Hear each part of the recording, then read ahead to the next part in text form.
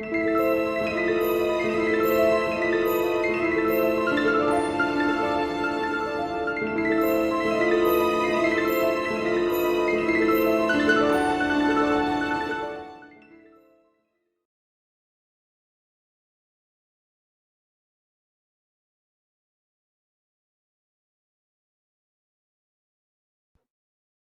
everyone, this is part two of our lecture on the Baroque in Europe.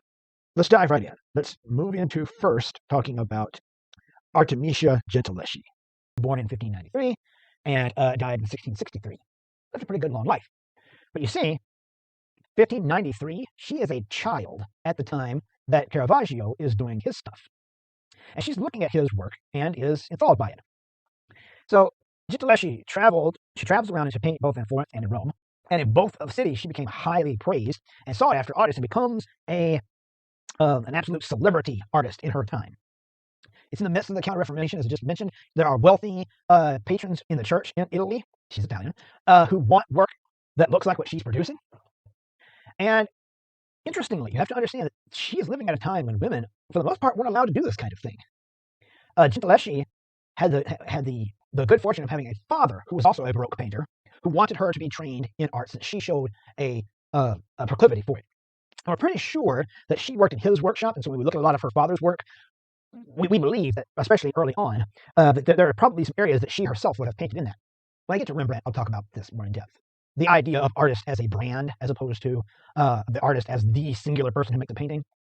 So yeah, so she had that fortune, was trained in such a way that she became this great artist in her own right, and she was very fortunate in ways that other women who were trained in the arts weren't, because their training couldn't be done in the schools of the time. Now, she was fortunate. She lived in Bologna, which was a little more liberal, and allowed her to get that training from the teachers that her father hired. And boy, is there a story when it comes to the teachers, but we'll get to that in a moment. And she actually, interestingly, because so many women artists of the time would have a really great early career, and then their fathers would marry them off to someone, and then suddenly the career just comes to an end. Interestingly, she continued her work, excuse me, throughout her life, even after she got married to a husband who, by all accounts, didn't object to her occupation. And many men did. Many men did not like the idea of being married to a woman who was an artist, because art was considered man's work. So for many men, that felt like they were being diminished as men. And I know, it was the 1600s. What can I say? I mean, hell, surely you know men who have had that problem to this day.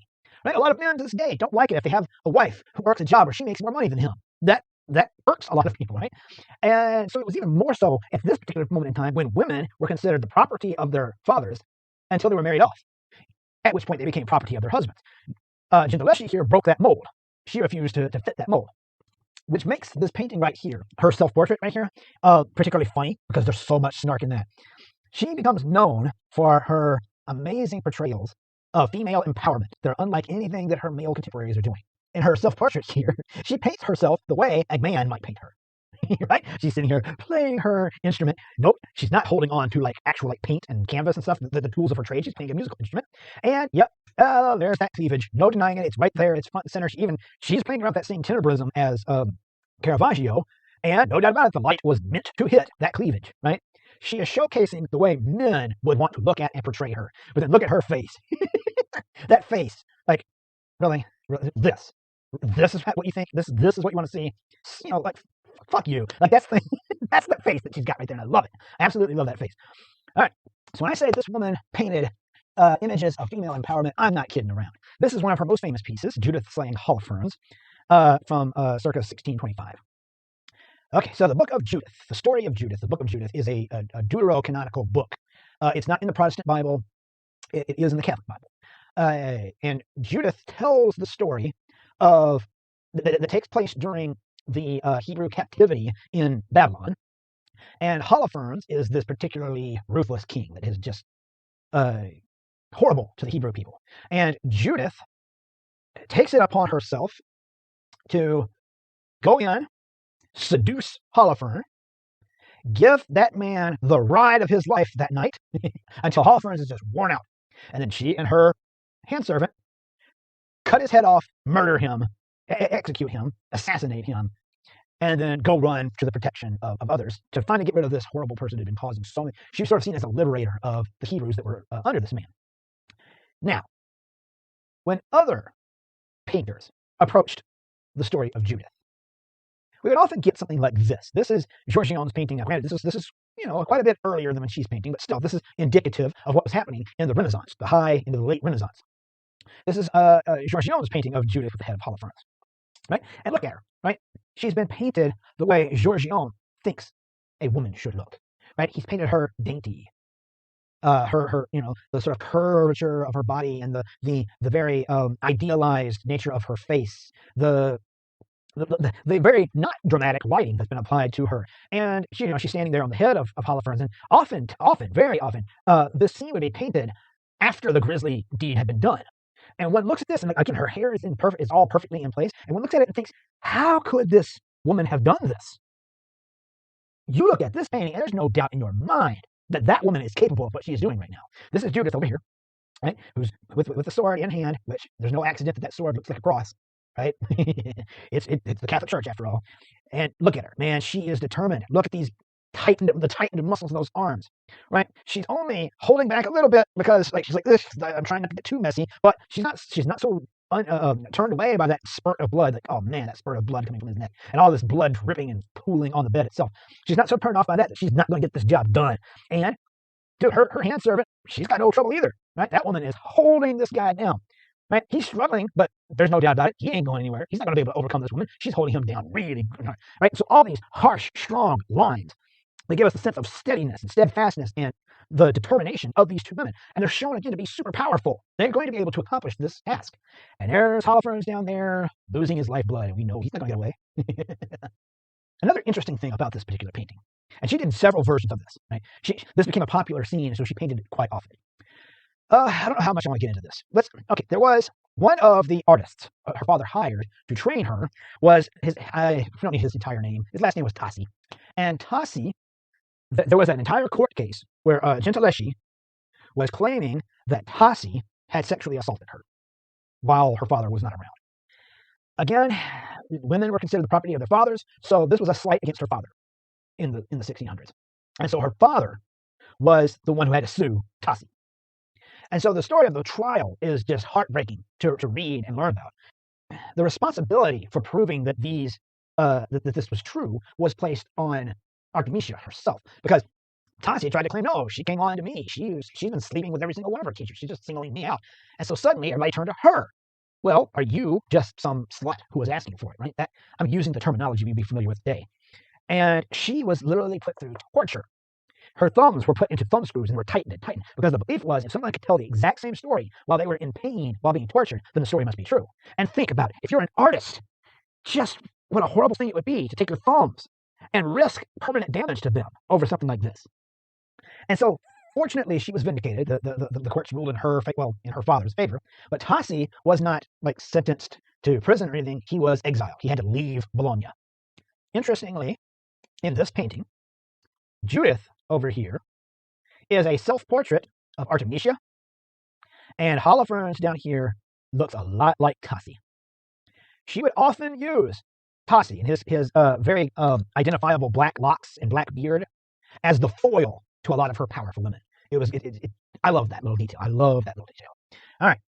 Then good old Gian Lorenzo Bernini. Bernini, as I mentioned earlier, he's the one who worked on the colonnade, was a sculptor of the Baroque era. And his work shows all of the classic characteristics that we talked about when it comes to the characteristics of the Baroque, only in sculpture form. Flesh. Man, if there was one thing that Bernini could do, it was to take hard rock, marble, and make it look like pinchable skin and flesh stretched over fat and muscles. Over there on the left, look at the way those fingers sink into the skin and pinch in, and the way the skin feels pliable, and the way the body sort of twists. And over here on the right, we have an image. This was one of Bernini's lovers. Yeah, he had his wife, he had his lovers, right? And clearly, Bernini liked his ladies thick. And so his lover here, he sculpts, where we see, again, the pinchableness of, she doesn't look like she should be made out of hard marble and stone. It looks like if we could reach out and touch the skin, we'd find pinchable cheeks. Those lips are intentionally plump, right? He sees her as this gorgeous woman, and he's showcasing what he enjoys about her, right? Everything about that looks soft and tender, and that was Bernini's thing, skin and flesh. But also drama. and emotion.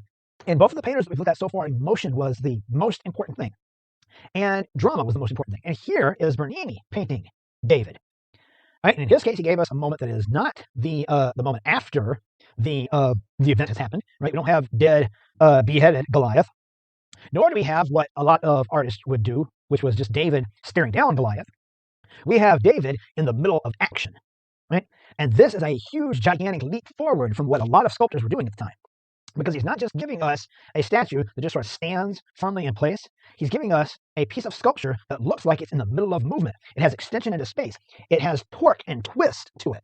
It gives us a moment in time where the impression here is that David, who is not a child in this case, he seems to be like a man of what, like mid to late 20s, maybe early 30s, who has come up with a cloth that he would have been dressed in, ready for battle, and has just pulled away that cloth, which is still falling. It hasn't even completely fallen off of his body, has grabbed a rock out of his pouch here and has it in a sling and is turning and is just getting ready to send that rock flying. And the tension and the twisting of the body, that is just something you would not have seen in the Renaissance of the time. Right? That indication of motion, like this doesn't feel like a lifeless piece of stone. It feels like we have somehow captured a frame, one brief frame in what was a movement in time. And again, emotion. Look at that. The look of determination on his face as he bites his bottom lip, and the scrunching up of the brows. He's staring down Goliath. Even his hair is swooshing as he's moving. Right. So Bernini becomes the darling of the Catholic Church. And if you go to Rome to this day, they will often refer to it as Bernini's Rome because he has sculptures that are just all over the place.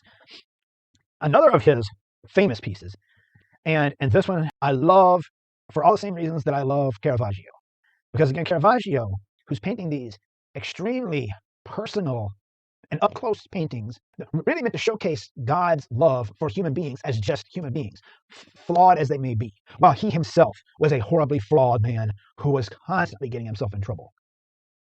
Bernini is the darling of the Catholic Church, but he often gets his message across in ways that seem wrong, especially if you're making work for the Catholic Church. Now, in this particular case, this is the Ecstasy of St. Teresa. This was actually in a private family chapel. So it's not as if this piece was done for the Catholic Church proper. It was done for the Cornaro family.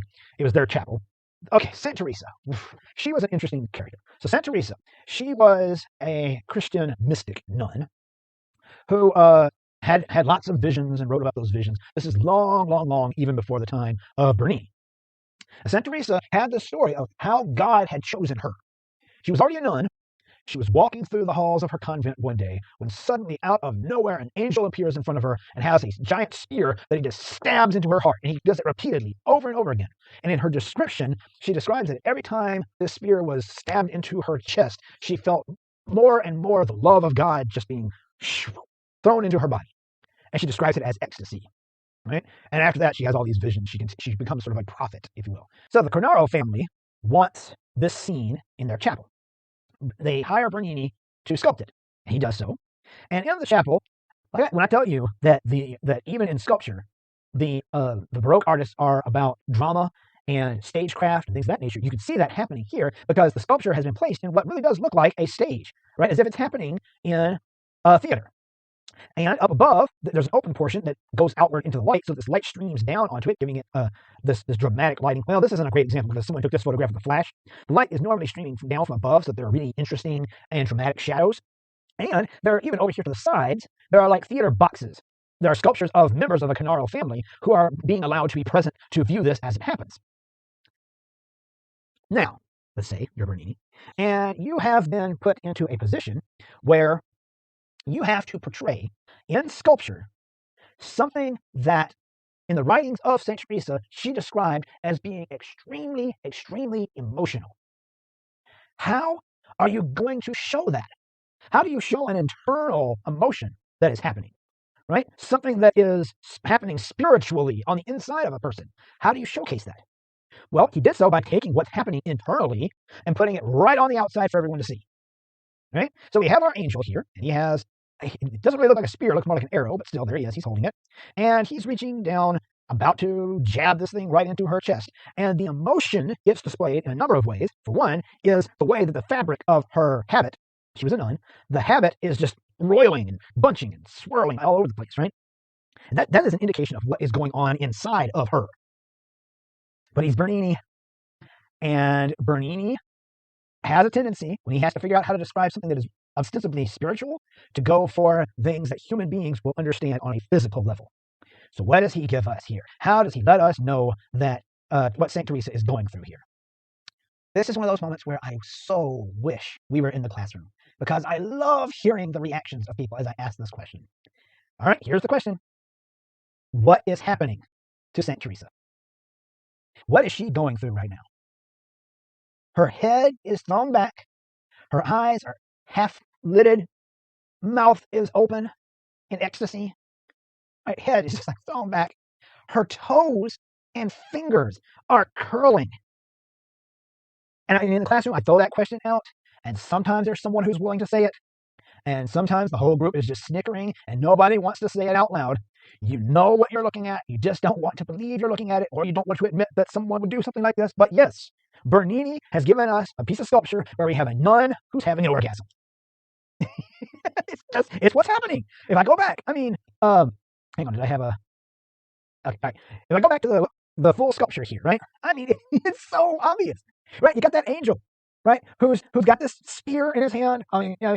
Clearly Bernini read this story and he was like, dude, does anybody you understand? She there was an angel, right? He had like a spear and he was like jabbing that spear into her, and she kept feeling all this love and ecstasy. Bernini's looking around is anybody else like this is kind of like hot, right? I'm not imagining this, am I? And so he paints it, he sculpts it in that way. Right? That angel is holding that spear, very phallic symbol, about to stab her with it. And he has his hand just ever so slightly pulling away gently the fabric. And he's giving her this look like, yeah, you're going to like this. You're going to enjoy this. And we have to assume he's already done one stab, because she is in an ecstasy here. And he's about to go in for another one. Right? And he gives us this extreme physical reaction that's happening to St. Teresa. She's having an orgasm. He used that. And not just the curling fingers, the curling toes, and the facial expression, but her entire clothing is even having a big orgasm, right? So much so that there's a story about a guy who came to view this piece, and he looked at this, and he said, well, if that right there is supposed to be divine love, well, I know all about that stuff. Because he recognized what he was seeing. Now, why would Bernini do that? Is he just trying to be an asshole? Is he just trying to be like, let me see if I can get away with putting a sculpture in this chapel that has a nun having an orgasm? Or does maybe Bernini not have the hang-ups about that we have?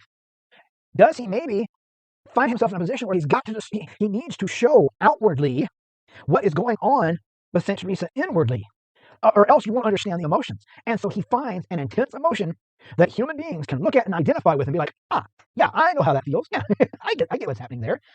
Oh, wow, that equates with what God is doing in this particular moment. Oh my goodness. All right. No, and so there's a personal and emotional connection to what you see happening in front of you. That's what Bernini seems to want here. And he uses a physical emotion, a physical thing that happens to our bodies that we would all be able to recognize and understand when we see it. Yeah, St. Teresa, man. So in Spain, we're just going to briefly look at Spain. We'll look at one particular painter in Spain.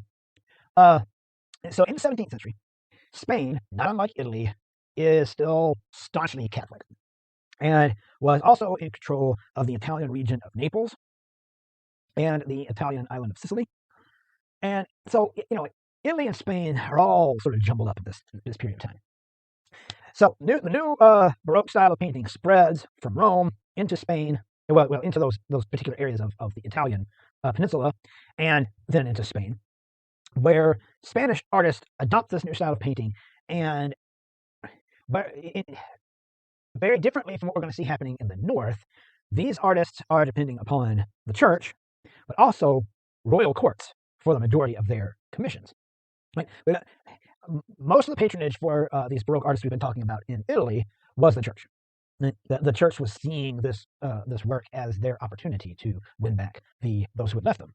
But in Spain, right, that doesn't compute, right? They're not trying to win people back necessarily in Spain. But this style becomes the style du jour of the royal courts in Spain. And so you get someone like Diego Velázquez, he'll be our one Spaniard that we'll look at. Velázquez was very influenced by Caravaggio from an early age. In the 1620s, he was appointed the court painter of King Philip VI of Spain. To be a court painter meant that you would be hired on, you would live with the royal family, you'd be paid a salary, and so all your paintings that you would be doing would be for the royal family and any of their friends who may want to use your services as well.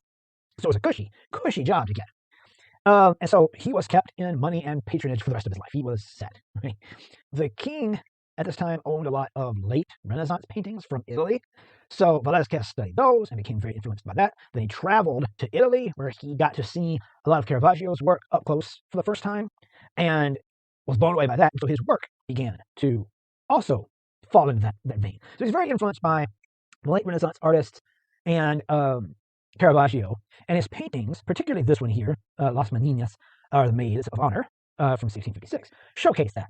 And this particular piece of his is probably one of his most famous pieces. So this is both a group portrait and a royal genre scene. Right?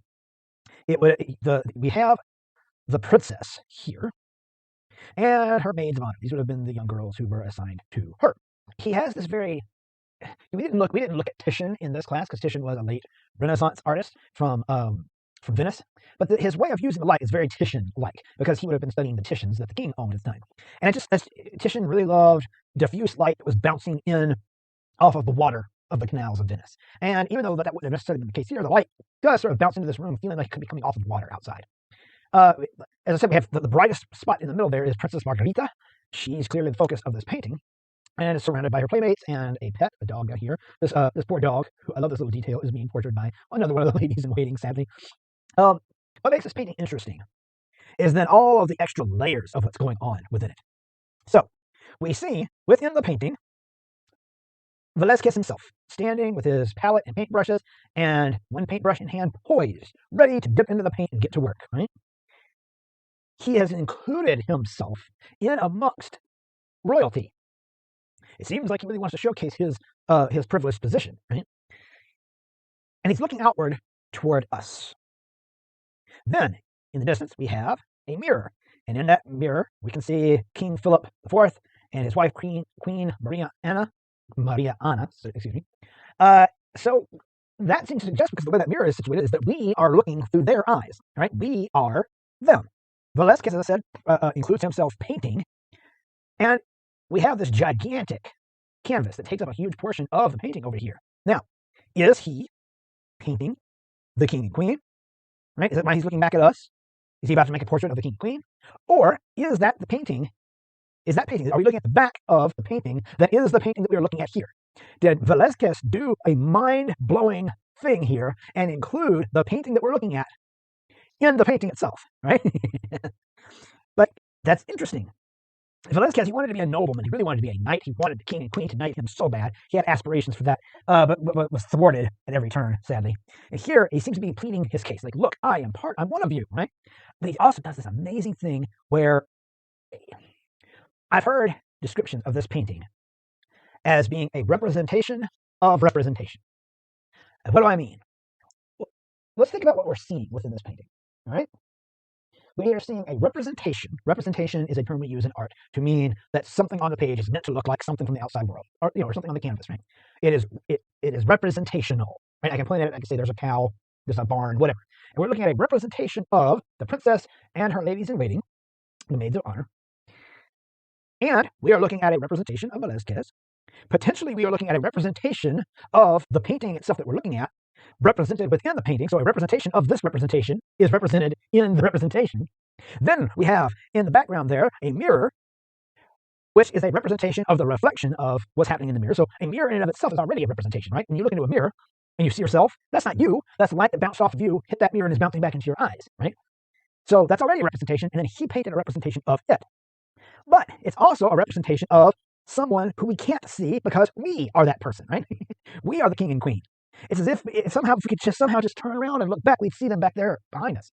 And then he even has a little door that cuts into another area of another room where there's just a guy, just a random dude, like standing there. And then up on the ceiling, although it's a little hard to see in this, I said on the ceiling, up there on the walls, it's a little hard to see in this painting, but those are up here. These are paintings that the king and queen have by other famous artists.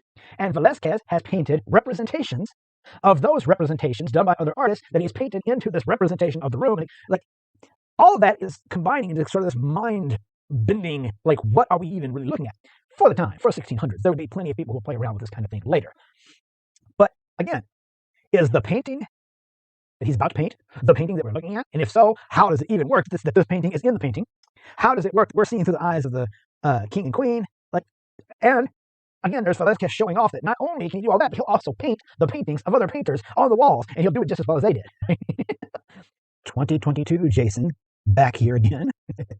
So let's take a look now at Northern Europe, and particularly the Netherlands, which at this particular moment in the 17th century was geographically and politically and economically divided. And that's going to be reflected in the art. So I think it's important that we take a look. So during the early Protestant Reformation, the northern provinces of the Netherlands declared independence from Spain. That area had been under the control of Spain for a good long while up until that point. But Spain did maintain the southern provinces, creating a great political and religious divide between the north and the south. The southern Netherlands is referred to as Flanders. Spain and the Catholic Church at the time remained in power, and religious persecution as a result of the Spanish Inquisition became very prevalent in this area. The wealth at the time was in the hands of the ruling class and the church. And artists there are going to be relying mainly on commissions from the church, the state, and the aristocracy. A little different in the northern Netherlands, or what is referred to as the Dutch Republic. We've talked about it a little bit already. Here, there's a bit more religious tolerance. It's mainly a Protestant area, but there's tolerance for Catholic sects as well. Their economy was built on local commerce and trade, and as such, they were independently wealthy apart from the church. Humility and a connection to one's roots were regarded as virtues, because there's that Protestant work ethic that really takes hold in the northern areas of the Dutch Republic, where many of these wealthy individuals might have only recently acquired that wealth, or that wealth might only go back a generation or two. Many of them may be the first in their families to attain this kind of wealth. And it's an interesting sort of cultural trend that happens in the North, where people are wealthy, but they don't want to forget where they came from.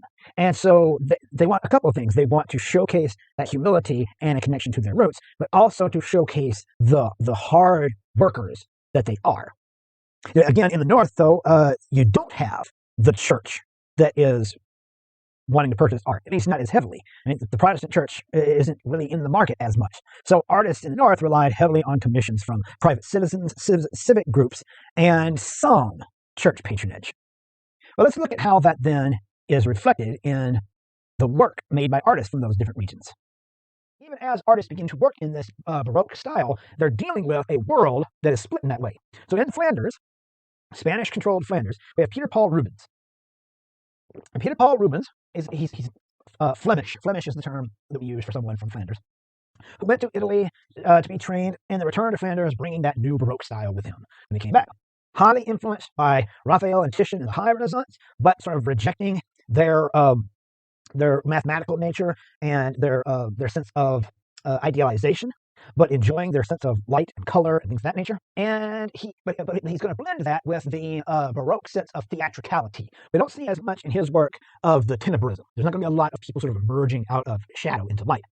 And in his case, the realism that we're going to see is the plump nature of the figures that he painted. Rubens, I guess, in keeping with what we said about Bernini, liked his ladies thick. And so a lot of his paintings have very plump ladies in it. So, and I say that, and then I jump straight to a painting that has no plump ladies in it. But here's the Elevation of the Cross by Peter Paul Rubens in 1610. This is his style of Baroque. Again, there's a lot of that tenebrism that we spoke about. Right? There's not a sense of these figures emerging out of the shadows. But this piece, which was the center panel of an altarpiece, he's working in Catholic Flanders. He's having to appeal to Catholic patronage. This would have been in a Catholic church. But again, we're in the North, right? This is just Catholic-controlled North.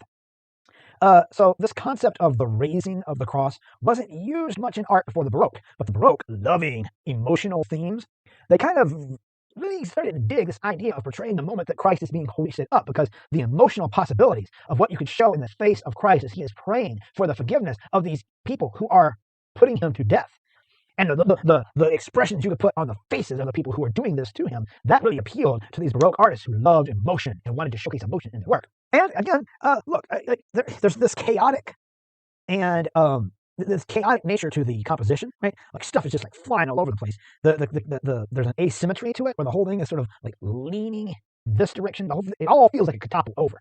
And that wouldn't have been put up with in the High Renaissance, right? Where compositions were meant to be stable and feel like they were sturdy. He's using chaos and Baroque ideas about movement and action and drama to give us a scene that we can emotionally connect with. And he's not worrying about perfect proportions of human beings, right? He's got these muscular dudes that are bulging muscles in ways that human beings just don't do. And people are twisting in ways that, it just isn't supernatural. Well, that aren't very natural for people to stand in these positions, right? That's Rubens' type of Baroque art. And here we have the arrival of Marie de Medici at Marseille. And here down below, I'm going to talk about this first. Down below, here's what I was just talking about. Right? Here is Rubens. If you've ever heard the term Rubenesque used to describe the figure of a woman, that terminology comes from the fact that Rubens used a lot of plump bodies for the female figures in his pieces. So we have these three women down here that have the classic Rubenesque physique. And these he would include these in a lot of his work, right? And that's the realism that he brings to his work. But again, right, the whole scene doesn't have that tenebrism that we were talking about. Rubens doesn't really dive into that as much. He's a little more interested in the way that the late Renaissance treated light and color. And we can see that in these reds and blues that he has that sort of punctuate this image. This depicts the arrival of Queen Marie to Marseille. Right? She had been married to the King of France. This painting was done for the King of France by proxy back in Florence. She's a Medici, which it just occurred to me, unless you were in English 201, the Medici, you may not know who I'm talking about. The Medici were a very, very, very wealthy family in Renaissance and now Baroque era Italy. So she was married back in Florence by proxy, and then had to be shipped in to France. And by all accounts, it was an uneventful moment, right? Her boat landed, she got off of it, she got into a carriage, she went to the palace, and that was kind of it. But oh no, that is not how we're going to portray it. That is not how Peter Paul Rubens, when given the opportunity, is going to portray this event, right? Where literally she is being greeted by the personification of France. Here, wearing this coat with all of the fleur-de-lis on it, the cape over his body, right? He is the embodiment, the personification of France, welcoming her in with open arms. In addition to that, this sort of angel creature up here with the horns, that is the personification of fame. So even fame flies overhead and heralds her arrival. And again, down below, we have ancient Greek and Roman gods who have arisen to witness this moment and are there for it. And just the pomp and circumstance of it all for what was genuinely an uneventful moment in history, but Rubens has given it this grand, romantic grandeur. Right? It's emotional, much more emotional than the actual event was. Then let's jump up into the Dutch Republic, and we'll take a look specifically at Rembrandt van Rijn. Rembrandt van Rijn. If you just remember Rembrandt, you'll be fine. He is referred to as Rembrandt. A lot of these artists in this period we sort of think of as just one name. Rembrandt, born in 1606 and died in 1669. And he was a Dutch Baroque draftsman and painter, and this extremely important figure in Western art history. I mean, come on. Surely you have heard of his name. It's not like I'm giving you a name you've never heard of, right? Not unlike the four Ninja Turtles, Rembrandt is a name sort of synonymous with art. A lot of people will say, like, he's no Rembrandt or anything, blah, blah, blah. Right? Like that term gets bandied about. And he was considered the most important Dutch artist. He was forefront of a movement that gets referred to as the Dutch Golden Age. This was this era of extreme wealth for the Dutch Republic, and there were starting to be these innovative artists who emerged during this time, who were bringing new techniques and new genres to art because, again, up here, they're not appealing to the church. What they need is the patronage of newly wealthy individuals and civic groups, and cities, for that matter. That's who they need the patronage of. He, again, highly influenced by Caravaggio, and you can see it even in that self-portrait of his right there, where that tenebrism is palpable, right? He is emerging out of this darkness. That's very reminiscent of what we saw Caravaggio doing. But he's in the north. He's also looking at Rubens, and he likes some of what he sees Rubens doing as well. So he's very influenced by the two of them. But he developed his own very unique style. That extreme tenebrism, as I mentioned, that realism, and in his case, that realism is a bit different from what we saw happening in Italy. What Rembrandt was extremely good at doing was balancing wealth and power with humility and that Protestant work ethic. And he arrived at the perfect moment where that's exactly what that's exactly what the wealthy class at the time wanted. Because they were wealthy, but for many of them, they might only be a generation or two into that wealth, and some of them, they may be the first in their family to have achieved that wealth. And there's, again, that Protestant work ethic where nobody wants to come across as being too prideful.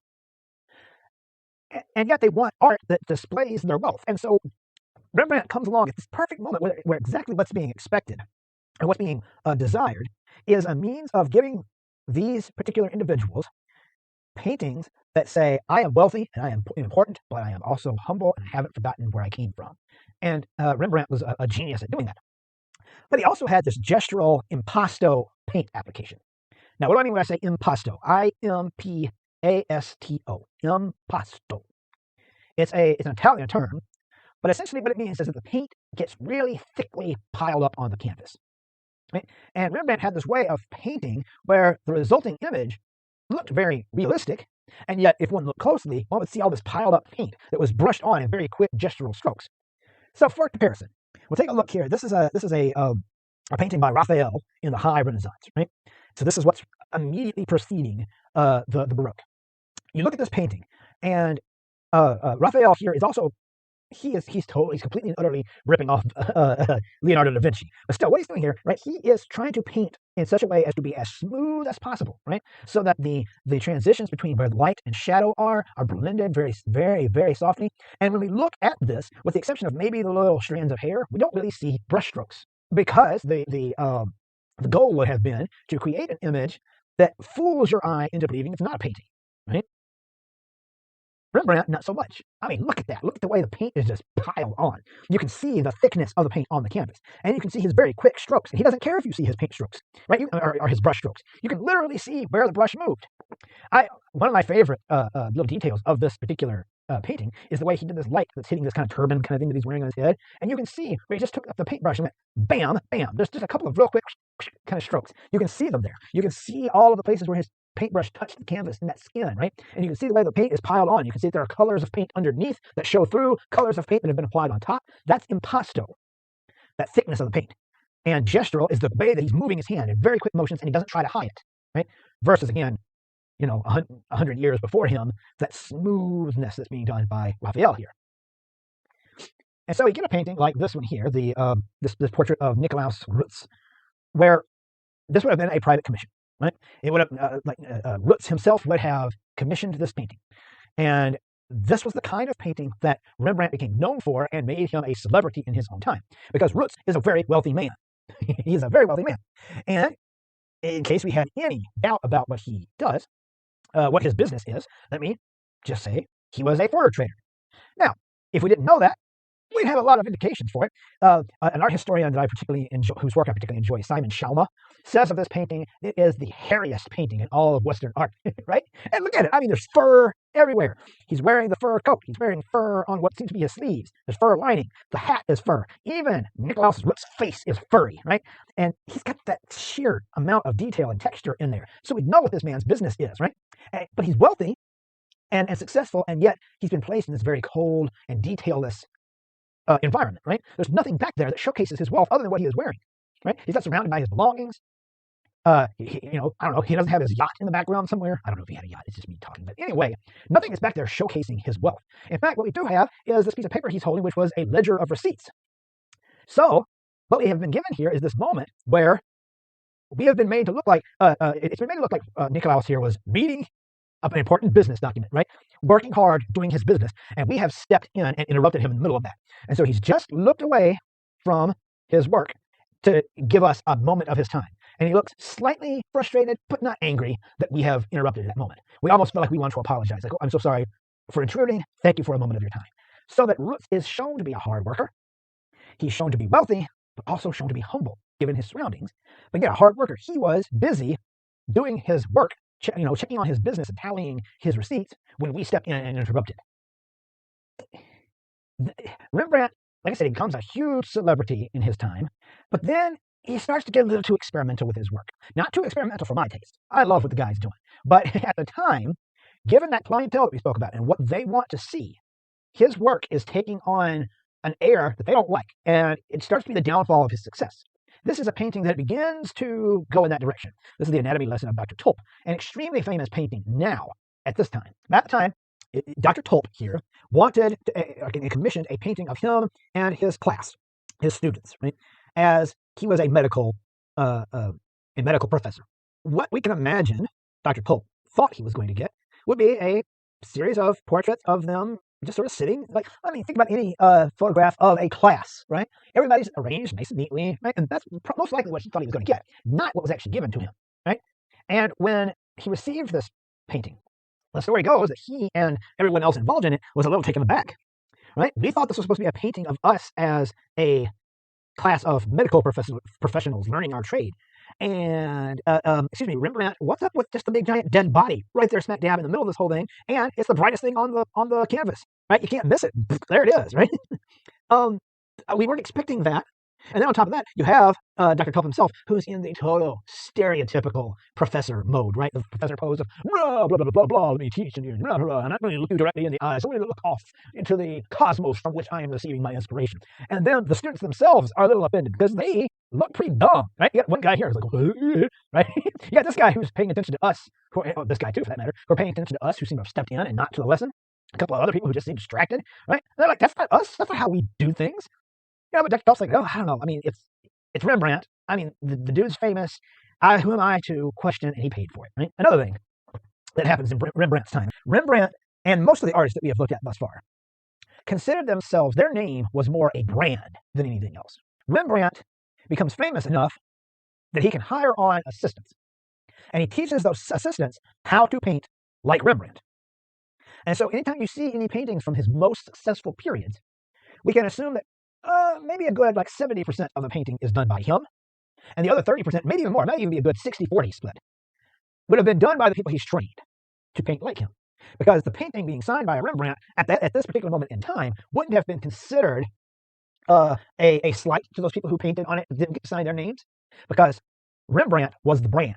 Rembrandt's name being on work was a marker of quality. It was a brand. Nobody was looking at this and thinking Rembrandt painted every single stroke on this. They understood that he had people that were helping him to work, and he was receiving so many commissions because he was just that famous at the time that he needed that in order to produce them at the quantities and with the speed with which he was accomplishing them. But as I said, he became more and more experimental with his work, and people began to not pay attention. And toward the end of his life, he was sadly bankrupt and had to start selling off all of his worldly possessions. And so one thing that's really intriguing to look at when it comes to Rembrandt is his self-portraits over the course of his life. So over here to the left, we've got Rembrandt van Rijn, his self-portrait from 1634. He's a young buck, right? Just starting out in the world, trying to make a name for himself. And like you look at that, just that cocky look on his face, right? He's very sure of himself, but you can also see that he is not wealthy, at least not super wealthy yet in that, right? Or at least he's portraying himself as not super wealthy. Right? Those same kind of, he has aspirations of wealth. He's certainly got some fur on his shoulder there, but he's portrayed himself in that same manner that he would portray a lot of his sitters when he did their portraits. Then, 1658 there, he's at the height of his career, and look at Rembrandt van Rijn there. Rembrandt is decked out in gold and finery, and he's even painted his portrait as if we're ever so slightly below him, looking up at him, where we don't get that in that first one, right? Here's a man who is showing off his wealth in a way that's very different from how he was portraying others early on in his career. And it's not long after that he starts to fall out of favor. And artists start to see a lot of the work that he was doing as being goofy, or at least no longer meeting their needs of showcasing who and what they are as wealthy individuals or as a civic group or what have you, while also showcasing humility. And you can see it happening also in his own work, or in his own self-portrait, where he's not even portraying himself in that way.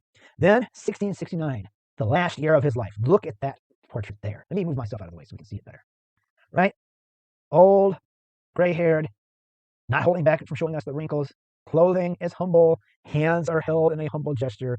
The look on his face is nowhere near as cocky as that, or as disdainful as that. Suddenly that humility has returned. And yes, toward the end of his life, he was trying so hard to regain the patronage that he had once had. He seems to be suggesting with a painting like that, like, here I am, I'm sorry, I forgot for a moment.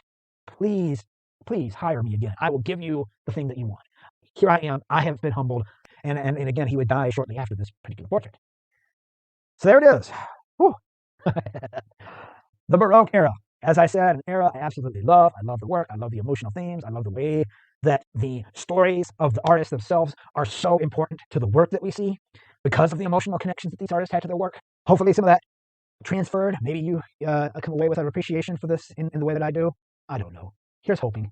Thank you for going down this lane with me and putting up with my wild antics as I talk about this stuff. I love it. I love it. All right, take care, everybody. Bye.